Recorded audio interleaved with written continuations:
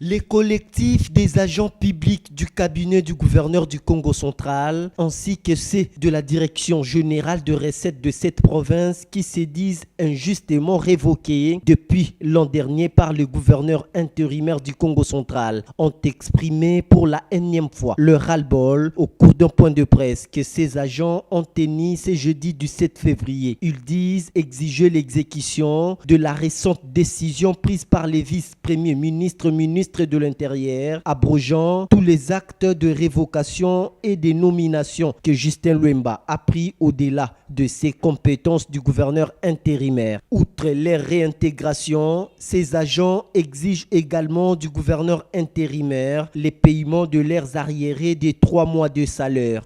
Près de 300 agents qui sont concernés, et ça ce n'est qu'un échantillon. Notre revendication est simple.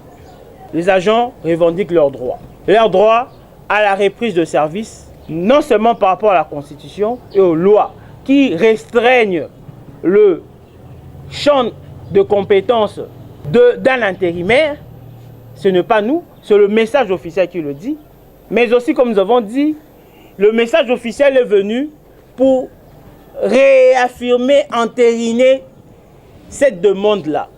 Nous demandons l'application sans faille et sans atermoiement de ce message officiel qui demande la surséance de tous les actes pris, des actes illégaux qualifiés par le message officiel et la reprise de service de ces agents-là.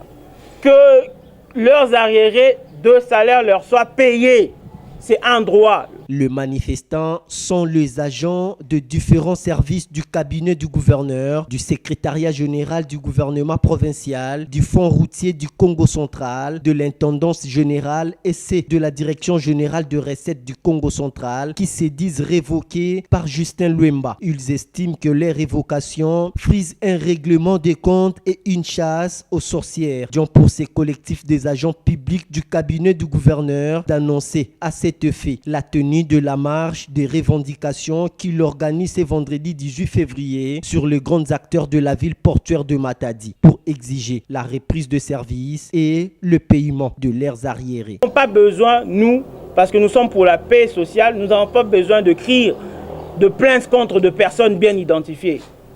La démarche est de faire entendre raison à ces personnes-là, de revenir à la raison, de ne pas écouter de mauvais conseillers. Le collectif a saisi l'intérimaire pour lui faire part